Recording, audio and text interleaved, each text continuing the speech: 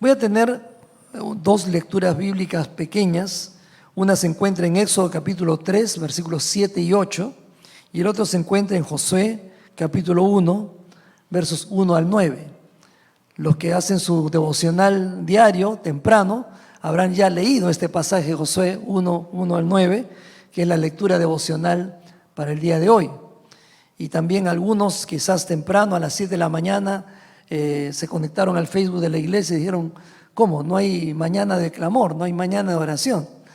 Y habrán pensado: el pastor se quedó dormido, o el hermano en la transmisión de repente se ha olvidado, pero no es así, sino que ahora que estamos volviendo a los cultos presenciales, entonces nuestras mañanas de clamor seguirán funcionando de lunes a sábado, y el domingo ya tenemos la posibilidad de reunirnos presencialmente aquí también, o los que todavía no puedan hacerlo por medio de la transmisión en el Facebook.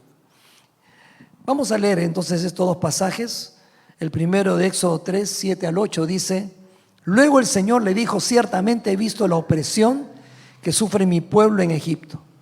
He oído sus gritos de angustia a causa de la crueldad de sus capataces. Estoy al tanto de sus sufrimientos.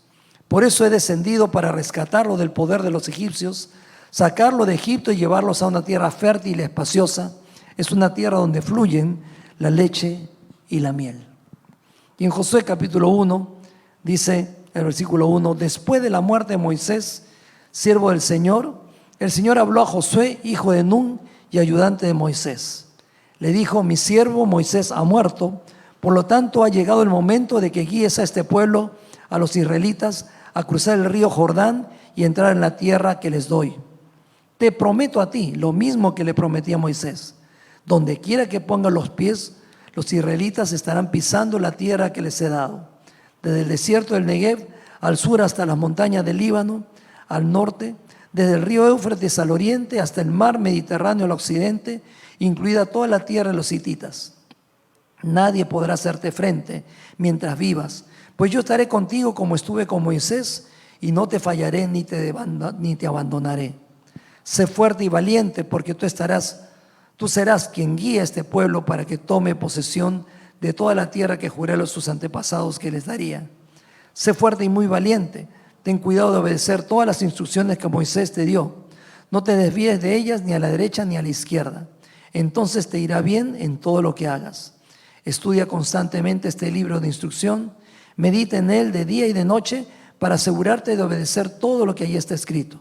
Solo entonces prosperarás y te irá bien en todo lo que hagas. Mi mandato es: sé fuerte y valiente. No tengas miedo ni te desanimes, porque el Señor tu Dios está contigo donde quiera que vayas. Señor, estas palabras fueron escritas hace miles de años atrás, y tú lo hiciste con la intención de bendecir a tu pueblo Israel, pero además bendecirnos a todos los hijos tuyos a lo largo de la historia hasta que Cristo vuelva. Señor, esta mañana queremos pedirte que tu Espíritu Santo, que inspiró estas escrituras, sea el mismo Espíritu que ilumine nuestras mentes y nuestros corazones para entender lo que tú quieres que nosotros captemos de ti, para poner en acción aquello que no debe estar pasivo en nuestras vidas, sino debe estar en un ejercicio continuo.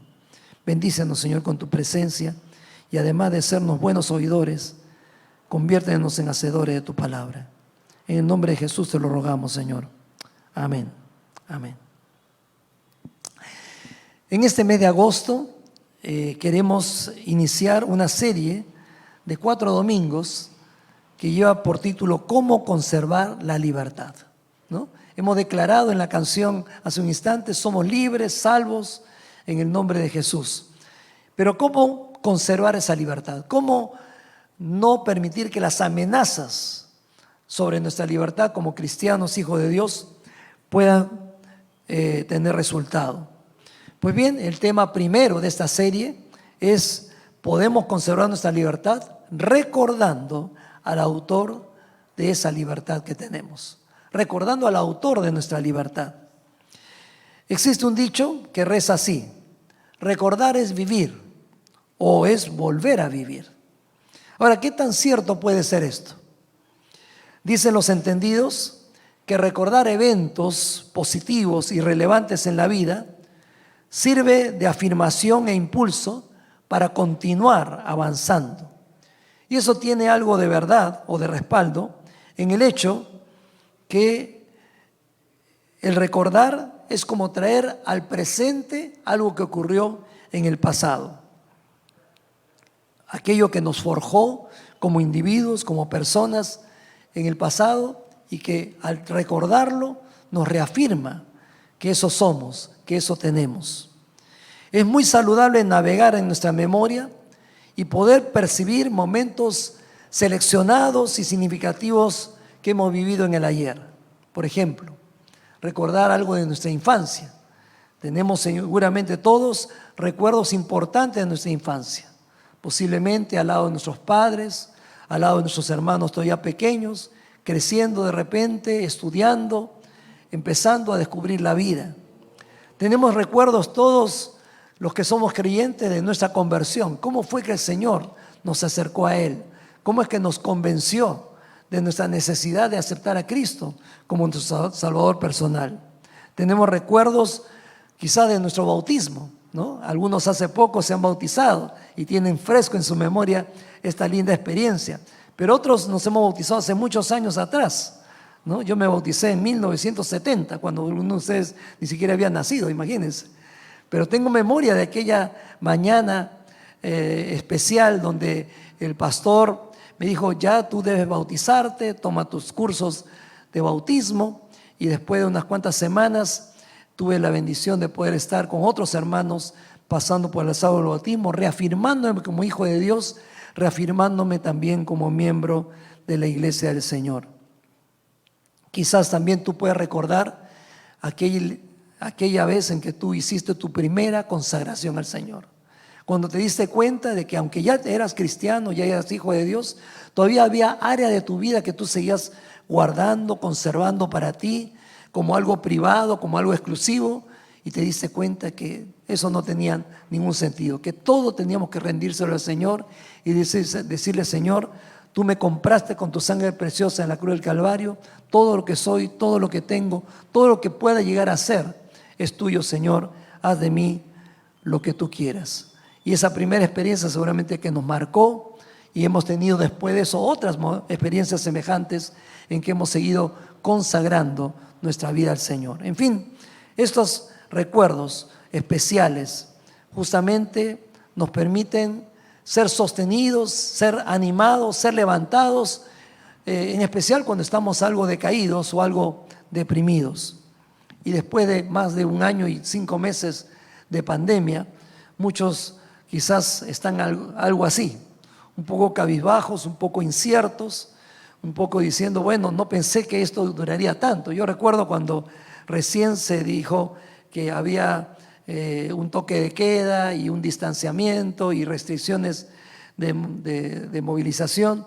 Digo: bueno, ¿esto cuánto durará? ¿1 semana? ¿15 días? ¿1 mes exagerando? ¿Quién iba a imaginar en ese entonces que íbamos a llegar a 1 año 5 meses y todavía teniendo que andar con antifaces como delincuentes, ¿no es cierto? por toda la calle. Bueno, eso es algo que nos tocó vivir, pero el Señor nos dice: no te desanimes, esto va a pasar, pero mientras todavía no pase, sostente con la diestra de mi justicia. También algunos puede ser que estemos un poco inciertos, inseguros con la situación política y económica que estamos viviendo. No sabemos si va a haber realmente una reactivación económica o no. No sabemos si realmente el nuevo gobierno tomará decisiones acertadas o de repente quizás no. Pues bien, enfrente de todo eso el Señor nos dice: acuérdate, yo estoy contigo. Recuerda que ya estuve contigo en tiempos pasados. Los que son más antiguos como yo, hemos pasado los años de dictadura militar, hemos pasado los años de hiperinflación, donde había que hacer largas colas por solamente 10 panes, medio kilo de azúcar y medio kilo de arroz. Bueno, esos tiempos pasaron y estamos vivos todavía. Hemos pasado otros tiempos de terrorismo, de apagones, de torres que se volaban. Y estamos aquí. ¿Por qué? Porque el Señor lo ha querido, porque el Señor nos ha sostenido y porque nada ocurrirá sin que el Señor lo permita en nuestra vida. Traer al presente lo vivido nos devuelve sentimientos de confianza, nos da también la sensación de que el mismo Dios que ha estado con nosotros en el pasado, lo seguirá estando en el presente. Pero también nos ayuda a combatir toda situación de estrés, toda situación de depresión, o inclusive nos regula las emociones. Para Israel era importante recordar que Dios los había amado desde antes de ser una nación. Cuando ellos fueron invitados por Dios a través de Moisés a salir de la esclavitud para llevarlos a una tierra nueva, una tierra que según las palabras del Señor fluían leche y miel, para ellos era importante recordar que eso Dios lo había hecho por su propia iniciativa y no por mérito propio. Y también el Señor nos sacó a usted y a mí del fango del pecado, del oscurantismo de vivir sin Dios. Y aunque quizás muchos de nosotros ya no recordamos cómo era nuestra vida en ese entonces, lo cierto es que el Señor quiso cambiar ese tiempo de andar en tinieblas y extraviados en este mundo para poder enrumbarnos en los caminos del Señor. Para nosotros es muy importante recordar de dónde nos sacó el Señor, cómo Él fue que nos buscó con su Espíritu Santo para hacernos salvos, cómo fue defendiendo esa salvación a lo largo de los años hasta el día de hoy. Y si estamos hoy en este lugar hoy en día, no es porque nosotros seamos súper cristianos o tengamos una súper fe, sino porque Dios nos ha cuidado y Él ha sido fiel con nosotros. Usted y yo somos del Señor, somos el tesoro especial de Dios y Él prometió estar siempre con nosotros y está comprometido para que nosotros no resbalemos ni caigamos. Y aun si resbalamos, Él nos levanta y podemos nosotros entonces decirle: Señor, quiero mantenerme firme, quiero seguir en tus caminos, quiero seguir viviendo y gozando de esta libertad que a ti te costó la vida y el sacrificio de nuestro Señor Jesucristo. Por eso que en esta mañana queremos recordar justamente al autor de nuestra libertad, que es nuestro Señor. Y recordemos a nuestro libertador, nuestro Señor, en la primera lectura que leímos en Éxodo 3, 7 y 8. Siempre para nosotros será saludable, será beneficioso recordar que fue el Señor quien tomó la iniciativa, dio el primer paso para que nosotros alcancemos el perdón de pecados y la salvación. Él fue el que nos eligió a usted y a mí. No fuimos nosotros los que elegimos al Señor. Nadie se levantó un día diciendo: hoy voy a hacerme hijo de Dios, ¿no? Al contrario, seguíamos en nuestros quehaceres cotidianos, seguíamos viviendo como nosotros pensábamos que teníamos que vivir. Pero fue el Señor el que un día tocó las fibras de nuestro corazón, abrió nuestros oídos espirituales, nos hizo entender la situación en que nos encontrábamos y entonces puso arrepentimiento genuino en nuestros corazones para confesárselos al Señor y arrepentirnos de ellos y aceptar a Jesucristo como nuestro único Señor y Salvador. Eso se lo debemos al Señor. La iniciativa la tomó Dios, no la tomamos nosotros. Él fue el que nos vio en nuestra miseria espiritual y fue movido a misericordia para extendernos su brazo de amor y abrirnos la oportunidad de volver a ser hijos de Dios. ¿Y por qué digo volver? Porque originalmente usted y yo fuimos creados como hijos de Dios. Sin embargo, el pecado que entró en la humanidad nos alejó de esa condición y nos convertimos en simples criaturas de Dios. Y Dios quiso devolvernos esa identidad. Él no aceptó la idea de pasar la eternidad sin ti y sin mí. Él quiso recuperarnos como sus hijos. Y por eso movilizó cielo y tierra para que el Evangelio llegue a usted y a mí y podamos conocer al Señor como nuestro Salvador. Para Moisés, para el pueblo de Israel, fue importante saber quién estaba tomando esa decisión de sacarlo de Egipto. Cuando Moisés le dice a Dios: voy a ir a mi pueblo, y cuando les empiece a decir que tú me estás indicando que lo saque de Egipto hacia la tierra prometida, me van a preguntar: ¿en nombre de quién vienes? Y Dios le dijo, cuando te pregunten eso, diles que el gran yo soy te ha enviado. Y ese nombre, el gran yo soy, habla del Dios eterno, el que siempre ha sido, el que siempre es, el que siempre será, ¿no? El eterno Dios te está enviando a ti. Por lo tanto, pueden confiar en ese Dios maravilloso. El mismo Dios de Abraham, el mismo Dios de Isaac, el mismo Dios de Jacob, es el Dios que ahora te envía a ti, Moisés, para sacar al pueblo de Israel hacia la tierra prometida. Y para usted y para mí, nosotros los cristianos del siglo XXI y de todos los tiempos, ¿quién es nuestro Salvador? Este mismo gran yo soy, este mismo Dios eterno que en la persona del Señor Jesucristo vino como la luz del mundo, el camino, la verdad y la vida, el pan de vida, la puerta que nos lleva a la salvación, el agua de vida eterna, la luz y tantos otros nombres que el Evangelio de Juan menciona como el gran yo soy, que es el Señor Jesucristo. Recordemos entonces de dónde nos sacó el Señor. Al igual que Israel, nosotros estábamos esclavos, pero no de un imperio político humano, sino del pecado y al mismo tiempo de Satanás. Quizás no nos damos cuenta, pero el diablo nos tenía atados al pecado. El mundo estaba dentro nuestro y no veíamos otra cosa que las cosas que ve el hombre común y corriente. Pero Dios abrió nuestros ojos y un día nos hizo notar que estábamos en la más triste pobreza espiritual y Dios quería sacarnos de esa condición. Estábamos oprimidos en primer lugar, estábamos en angustia y estábamos en sufrimiento. Justamente lo que dice aquí este pasaje de Éxodo. Opresión, que es la primera condición que se describe en la que estábamos usted y yo, habla de sentir presión, sufrir presión. Esa es una experiencia de agobio, de sofoco. Es como estar víctimas de un sometimiento externo que nos tiraniza, incluso a veces nos violenta.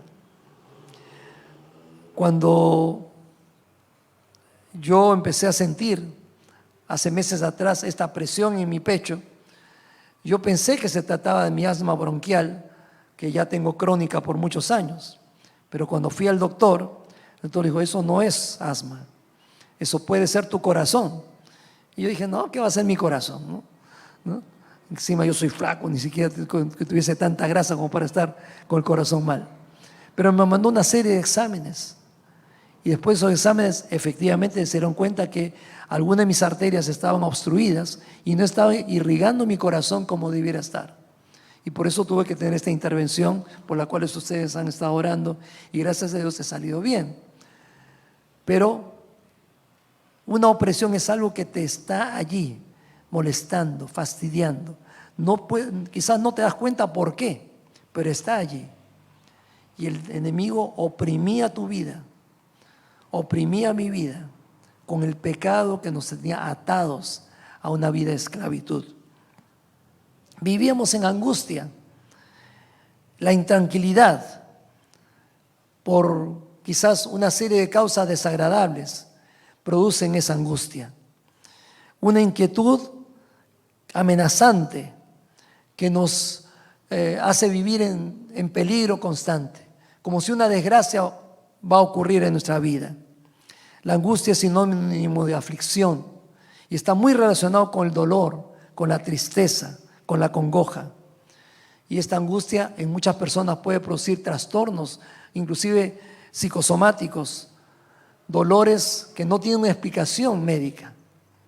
Y muchas veces el pecado produce eso en el ser humano.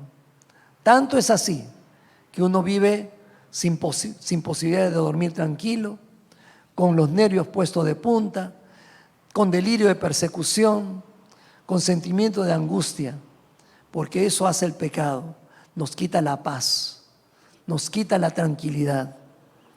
Y además de la opresión y la angustia, está el sufrimiento. El sufrimiento, que es ese padecimiento que puede ser por dolor físico, por dolor moral, por dolor emocional o espiritual, y que llevan a una persona a sentirse triste, miedosa, deprimida o a veces ansiosa y hasta solitaria. ¿No es verdad que a veces rodeado de compañeros de trabajo o de estudios o de tu propia familia te has sentido solo o sola? Eso es lo que el pecado produce en nosotros, sentido de soledad. Y Cristo vino a quitarnos esa soledad del alma, a quitarnos esa condición de abandono, esa sensación que a muchos paraliza y nos lleva a querer abandonarlo todo y ya no querer seguir luchando. El Señor nos invita a recordar que de todo eso nos sacó el Señor por medio de Jesucristo. Pero también nos recuerda qué es lo que Él hizo para lograrlo. Ya dijimos que fue Dios el que fue en busca de Moisés para decirle que había visto esa opresión, esa angustia y ese sufrimiento en su pueblo Israel. Dice el pasaje que hemos leído, versículo 8, la primera parte: he descendido para rescatarlos. El Señor vino para justamente rescatarnos. ¿Y por qué dice que descendió? Recuerda bien que el Trino Dios allá en los cielos, el Padre, el Hijo y el Espíritu Santo, viendo la condición del ser humano, decidieron que en la persona de Jesucristo vinieran a este mundo para rescatar nuestro pecado. Dios no envió al arcángel Miguel o al ángel Gabriel. Él decidió venir personalmente por ti y por mí a este mundo. Y Jesucristo se hizo hombre como tú y como yo. Y vino y nació entre nosotros como cualquier ser humano, inclusive en condiciones muy precarias, porque le tocó nacer en un establo, en un pesebre. Y a pesar de ello, Jesucristo se desarrolló como niño, como adolescente, como joven y como adulto, pero en una manera intachable. Por más que el enemigo quiso tentarlo muchas veces y hacerlo caer como cualquiera de nosotros, nunca lo logró. Jesucristo siempre se mantuvo firme como hijo de Dios, fiel a su convicción de que debía honrar y amar a Dios con todo su corazón, con toda su alma y con toda su mente. Y a pesar de nunca haber pecado, ese Cristo Jesús decidió ir a la cruz del Calvario para ocupar el lugar que tú y yo debíamos haber ocupado. Él murió por nosotros. Él recibió la condenación que tú y yo no merecíamos. Y en virtud de eso es que todo aquel que cree en Él tiene la expectativa de poder ser salvo y tener vida eterna. El Señor Jesucristo vino a este mundo, descendió para que nosotros podamos alcanzar esa salvación eterna. Dice también este versículo 8, la segunda parte, que nos libertó para una nueva vida. Dije, he venido para sacarlo de Egipto y llevarlos a una tierra fértil y espaciosa, dice el pasaje.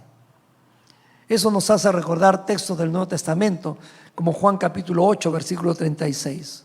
Si el Hijo os libertare, seréis verdaderamente libres. El Señor Jesucristo vino para que tú y yo alcancemos esa libertad verdadera, auténtica y total, que solamente se obtiene cuando uno experimenta el perdón de pecados y recibe a Jesucristo en el corazón.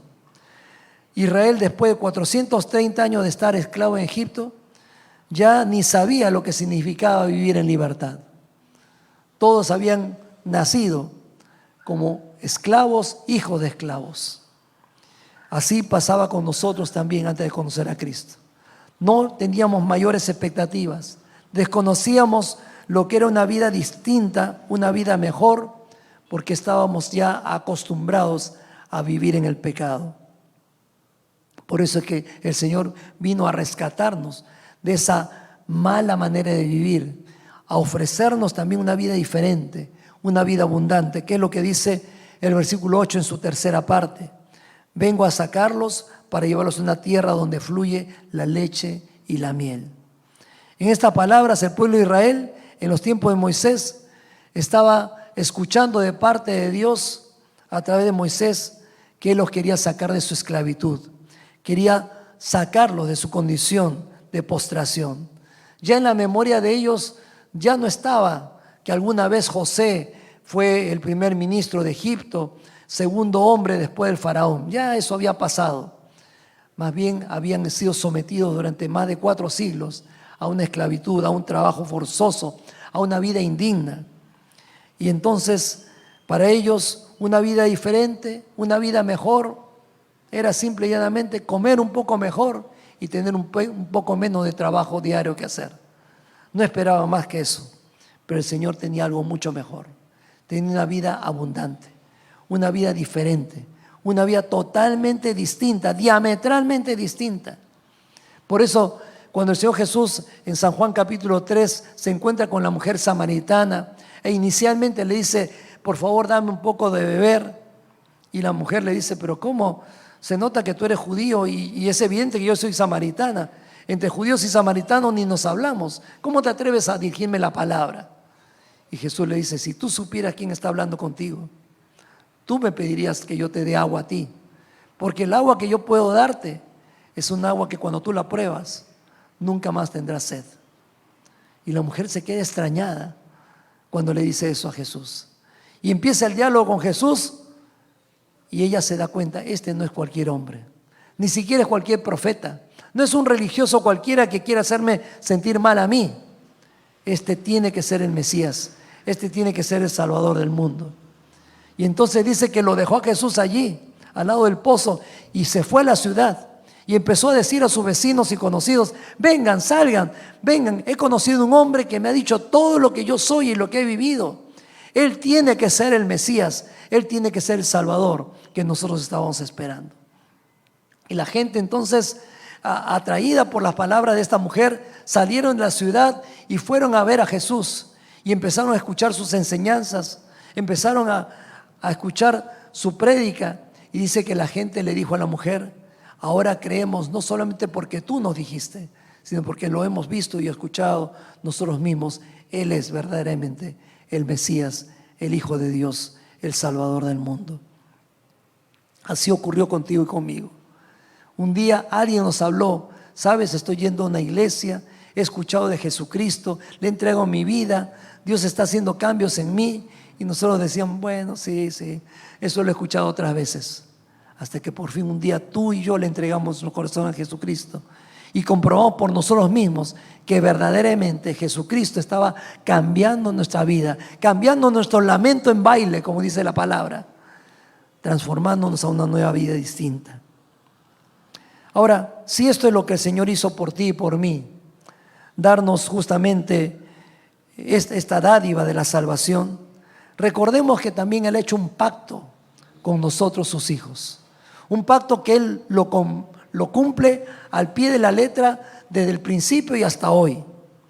Durante 40 años, Dios guió a Moisés y a todo el pueblo de Israel por el desierto rumbo a la tierra prometida. Ahora, después de 40 años, estaba Josué, ya Moisés había muerto. Estaban frente al río Jordán y cruzando el río Jordán ya estaban dentro de la tierra prometida. Y entonces Dios le asegura a Josué diciéndoles, yo seguiré estando contigo, así como lo estuve con Moisés y el pueblo durante estos 40 años que han pasado. En otras palabras, Dios le estaba diciendo a Josué, como dicen los versículos 3 y 5 que hemos leído hace un instante, donde quiera que estés, estaré contigo. Y eso mismo te está diciendo y me está diciendo el Señor a ti y a mí. Donde quiera que estemos, el Señor estará con nosotros.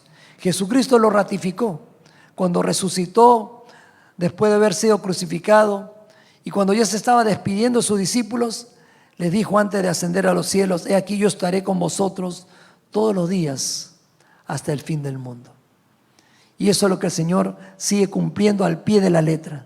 Él se ha comprometido a estar a tu lado y a mi lado y al lado de todos los hijos de Dios, para que no tengamos que enfrentar la vida cristiana en este mundo solos, sino con su compañía. El nombre que tiene el Espíritu Santo es en griego Paracletos, que significa el que se ha puesto al lado para no dejarte solo. El Espíritu Santo se ha puesto al lado tuyo, al lado mío, para no dejarnos solos ni un momento. No nos ha prometido evitar las dificultades o los problemas, pero sí nos ha prometido estar con nosotros para poder enfrentarlos y salir victoriosos. También la palabra dice que nunca nos fallará el Señor ni nos abandonará. Versículo 5. Nunca te fallaré, nunca te abandonaré, le dice el Señor a Josué y también a su pueblo. Y esto justamente es lo que Jesucristo también le dijo a sus discípulos. En Juan capítulo 14, versículo 18, le dice a ellos: yo no los dejaré a ustedes huérfanos, no los abandonaré, no los dejaré. Él prometió siempre estar por medio de su Espíritu Santo con nosotros y en nosotros. Un servidor lleva 43 años como ministro del Evangelio. Cuando entré, allá por el año 78, a la primera iglesia donde empecé a servir, yo ni me imaginaba que un día iba a ser pastor titular de una iglesia. Entré simplemente como un asistente, como un ayudante del pastor para trabajar con la juventud. ¿Quién me iba a decir a mí que al cabo de 2 años iba a conocer a mi esposa, nos íbamos a casar e íbamos a empezar una segunda iglesia como pastores, donde estaríamos sirviendo durante 6 años en plena época del terrorismo? Años más tarde, el Señor nos llevó de misioneros a la ciudad de Arequipa, donde también estuvimos por 6 años sirviendo allí en una iglesia que nos ha dejado lindos recuerdos a nosotros por esos tiempos de haber estado en las misiones. ¿Y quién iba a decir que después de esos otros 6 años en Arequipa, el Señor nos iba a traer a esta iglesia, donde ya por más de 28 años estamos sirviendo al Señor con ustedes y viendo cómo el Señor ha ido extendiendo este puñado de creyentes, que eran más o menos como 100 cuando nosotros llegamos, a más de 1000 creyentes que están influenciando en sus familias, que están influenciando en sus trabajos, que están influenciando en su círculo de amistades. Todo esto es bendición de Dios. Y Él ha sido fiel. ¿Que ha habido momentos críticos? Claro que los ha habido. Ha habido momentos donde la enfermedad nos ha golpeado a mí, a mi esposa, a mis propios hijos. Ha habido momentos donde hemos tenido que también experimentar lo que es la escasez y el frío y a veces la soledad. Pero el Señor nunca se apartó de nosotros y ha sido fiel. Él también dice en este versículo 6 y 7 que hemos leído hace un instante en Josué: te haré prosperar y te irá bien en todo lo que hagas. El Señor promete prosperidad. Dice San Pablo en Romanos 8:28, a los que aman a Dios, todas las cosas les ayudan a bien.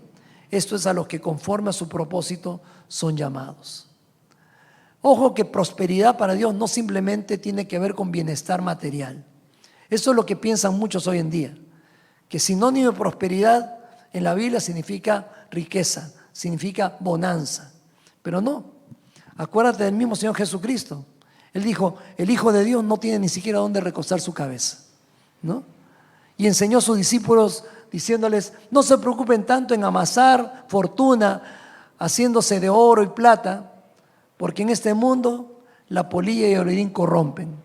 Háganse mejor tesoros en el cielo, donde no hay devaluación ni posibilidad de robo, ¿no? Así que en este mundo no estamos para asentarnos para siempre, porque el Señor lo mejor de lo mejor lo está reservando para cuando estemos allá en los cielos con Él. Mientras tanto, Él nos ha prometido presencia, compañía, sustento, vida digna, pero realmente la vida rica y abundante nos espera con Él allá en los cielos. Por eso yo me gozo en tantos testimonios de hombres y mujeres que en un momento dieron el paso decisivo de renunciar a comodidades y a riquezas en este mundo por seguir al Señor. Tengo en mi mente la vida de un siervo de Dios que era funcionario del Banco de la Reserva del Perú. En su tiempo, él trabajaba con quien más adelante llegó a ser ministro de Economía del país. Así que ya se imaginan más o menos los centavos que ganaba. Sin embargo, un día le dijeron: ¿estarías dispuesto a dejar tu trabajo e irte a las misiones para servir al sur del país? Y él no lo pensó 2 veces. habló con su esposa, oraron juntos y cargaron con sus 3 hijos y se fueron a la obra misionera. ¿Le fue bien? Si habla de prosperidad material, nunca le fue bien. Pero si habla de bendición espiritual, el Señor le dio riqueza y en abundancia. Y prosperó su ministerio. ¿Por qué? Porque el Señor, aquello que el hombre tanto exalta, Dios dice, esto no es nada. Yo tengo una riqueza que el mundo no conoce y que tú recién lo vas a experimentar cuando pongas totalmente tu confianza en mí. Pero así como Dios cumple su parte del pacto, y lo acabamos de ver, también nos dice, tú tienes que recordar que también tienes una parte en este pacto que debes aprender a honrar. Y en Josué capítulo 1, versículos 6 al 9, que leímos hace un instante, nos habla que ese Dios de pactos, que cumple siempre sus promesas, no espera de parte de nosotros un pago, solamente espera la gratitud y la fidelidad de parte nuestra por todo lo que Él es y hace por nosotros. 3 veces le dice a Josué lo que esperaba de él y del pueblo de Israel. Le dice, sé fuerte y sé valiente. Sé fuerte y sé valiente. Josué, sé fuerte y sé valiente. Esta triple repetición de esta actitud es la que se le pide al soldado. A un soldado, sinónimo de ser fuerte y ser valiente, es decirle, no abandones tu puesto de batalla. No abandones tu puesto de batalla. Y una de las cosas que Dios te está diciendo a ti y me está diciendo a mí hoy en día es, a pesar de la pandemia, a pesar de un gobierno que no nos presta muchas garantías hasta ahora, a pesar de los rumores de que el dólar se va a seguir disparando, a pesar que todos los días ves que las cosas están subiendo, a pesar de todo, no te muevas de tu puesto de batalla. Dios te ha puesto para hacer luz. Dios te ha puesto para hacer sal. Dios te ha puesto para hacer testimonio a otros de que hay una vida superior. Y esa vida superior solamente se obtiene cuando uno conoce a Cristo como Salvador personal. Tenemos que ser fuertes y ser valientes para seguir todas las instrucciones, como dice el versículo 7, que el Señor nos ha dado. Su palabra, la Biblia, nos ha dejado todas las instrucciones que Dios tiene para ti y para mí. Nos pone como ejemplo a su pueblo Israel, que tuvo aciertos y tuvo desaciertos. En los aciertos hubo gran recompensa y bendición de parte de Dios. En los desaciertos no es que hubo castigo de parte del Señor, sino que ellos se perdieron las bendiciones porque no estaban en las condiciones para recibirlas. Muchas veces tú y yo, no es que Dios nos ha dado la espalda, no es que se ha olvidado de nosotros, no es que no escucha nuestras oraciones, sino que nuestra vida no está en las condiciones apropiadas para recibir aquello que el Señor tiene para ti y para mí. Por eso, una de las maneras de estar en condiciones para recibir todo lo que Dios tiene para nosotros y tener una vida cristiana realmente victoriosa es seguir las instrucciones del Señor. Su palabra nos instruye cómo es el verdadero Hijo de Dios. Y también nos dice cómo vive el Hijo de Dios mediocre y cómo vive el Hijo de Dios que se olvida de su Dios. No sigamos esos ejemplos. Busquemos los ejemplos en la Biblia que tenemos que imitar. Y Pablo mismo va a decir a sus oyentes, sean imitadores de mí, así como yo soy un imitador de Jesucristo. Tú y yo tenemos que aprender a poder decir lo mismo. Decirle a otros, ¿no sabes cómo seguir a Cristo? Mira, yo estoy aprendiendo. Sigue mi ejemplo porque yo estoy siguiendo el ejemplo de Jesús. No es que estés llamando la atención a tu vida, estás llamando la atención a ver a Jesucristo reflejado en tu vida, que es lo que el Señor quiere que tú y yo proyectemos. Pero también nos dice, sé fuerte y valiente en no desviarte ni a la derecha ni a la izquierda. En este mundo siempre habrán atractivos que tratan de desviar nuestra atención. Cosas rimbombantes, cosas sorprendentes, cosas novedosas. ¿Y sabes qué? Esas cosas novedosas son como las ofertas que se presentan en los supermercados y en las tiendas comerciales. No sé si tú alguna vez has sucumbido a las ofertas que se presentan en estas campañas publicitarias. Una manera de comprobar si caíste o no caíste es que vayas al almacén de tu casa y veas si alguna de esas ofertas que alguna vez tú pensaste que era la gran compra, están ahí almacenadas, porque realmente en la práctica te has dado cuenta que no tienen mucha utilidad. Y muchas veces estas cosas que nos distraen de las prioridades de Dios son como esas ofertas que dice, aproveche, último día, esto es una ganga, cómprenlo, ¿no? Y después nos damos cuenta que es una estafa. Como me pasó a mí el otro día que estábamos con mi esposa en un centro comercial y mientras estamos haciendo la compra se acercó un señor respetuosamente y decir, señor, tengo para usted gratuitamente esta tarjeta para que usted pueda poder cargarla y comprar como si fuese una tarjeta de débito y recibirá el 5% de descuento en todos los productos de la tienda. Y nosotros dijimos, ¿de verdad? ¿No me va a costar nada? No, y entonces le hice unas cuantas preguntas y empezó a sacarme el DNI, a sacarme el número de celular, sacar los datos. Y entonces me dio la tarjeta y yo dije a mi esposa, dicen que vamos a dar 5% por todo lo que compremos. Así que llenamos la carretilla de todo lo que pensábamos que necesitamos y fuimos a la caja. Al final la cajera dice, su descuento, señor, 2.50 soles. Y dije, ¿cómo? Me dijeron 5% de todo lo que compremos. No, señor, 5% de todo lo que compre, siempre y cuando no esté con descuento. Y como en las tiendas comerciales todo está con un poquito de descuento, al final creo que fue una bolsita de Quaker la que me bajaron el precio y nada más. Pues así como nos da risa, pero realmente esta risa es una estafa. El mundo nos estafa con cosas que nos distraen a la derecha o a la izquierda de los caminos de Dios. Y Dios nos está diciendo, sé fuerte, sé valiente, enfócate en lo que es una vida cristiana saludable, en una vida cristiana que realmente el Señor premia porque está siguiéndole a Él. Y en tercer lugar, sé fuerte y valiente en estudiar y meditar en la palabra de Dios.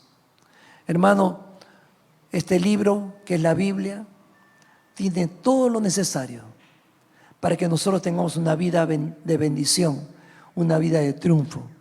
¿Por qué? Porque nos muestra transparentemente las derrotas de grandes hombres y mujeres de Dios, pero también nos muestra los triunfos de hombres y mujeres de Dios que humildemente decidieron someterse a la palabra del Señor, meditando, profundizando en ella y haciendo de este tesoro su vida. La vida que el Señor practicó fue una vida donde la palabra de Dios saturaba su pensamiento, saturaba su manera de hablar, saturaba su manera de sentir hacia los demás. Y nunca encontraron algo de qué acusarle, porque en todo fue aprobado por Dios. Nuestra vida tiene la misma posibilidad, porque tenemos la palabra de Dios. Estudiarla, leerla, meditar en ella, es como un filtro que nos permite pasar todo lo que viene a nuestra vida por ese filtro que detiene las impurezas y solamente nos hace retener aquello que es saludable y bueno. El pasaje termina con el versículo 9 diciéndole a Josué y a ti y a mí, a todos los creyentes, no tengas miedo, no te desanimes, porque el Señor tu Dios está contigo donde quiera que vayas, donde quiera que vayas. Y hoy en día, en que quizás estamos algo desanimados, algo desorientados, algo temerosos, el Señor dice, no te distraigas, no mires a tu derecha y a tu izquierda, sigue enfocándote en la persona de Jesucristo. Yo te recuerdo en el nombre de Jesucristo que el Señor dio su vida en la cruz del Calvario para que tú seas salvo de todos tus pecados pasados, pero también para que tengas una vida de triunfo, una vida de victoria, una vida emblemática en la que otros puedan ver a Jesucristo reflejado en tu vida. No tenemos que emanar una luz propia, tenemos solamente que reflejar esa luz que viene del Señor. Y si no lo hemos estado haciendo adecuadamente, hoy el Señor te está diciendo y me está diciendo a mí también, no tengas miedo, no te desanimes, yo siempre he estado contigo y seguiré estando contigo donde quiera que vayas. Y si tú quieres en este momento, dile: Señor, me pongo de pie y te digo con esto: Señor, no quiero caer en el desánimo. No quiero aplastarme a mí mismo pensando en que mi vida cristiana ya no da más. Tú me salvaste, me rescataste del pecado y me has dado tu Espíritu Santo y tu palabra. Y además me has dado el regalo de la iglesia,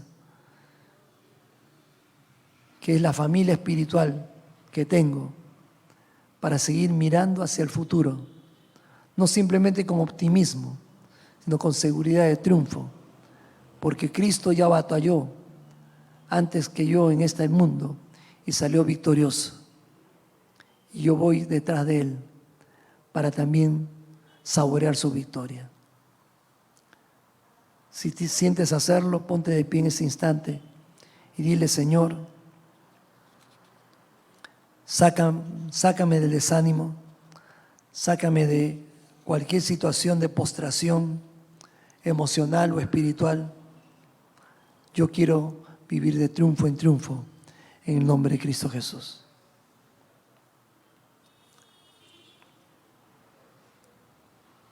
Señor te bendiga, Dios te bendiga, hermana.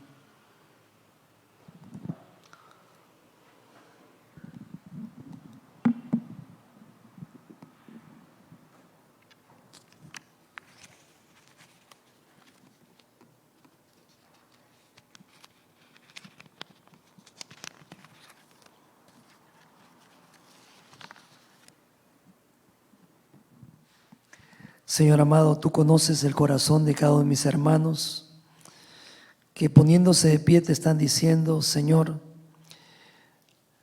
no quiero caer en el desánimo, y si he caído ya, quiero que tú me sacudas y me saques de este entumecimiento espiritual en la que me he estado resbalando. Quiero, Señor, volver a recordar quién soy delante de ti.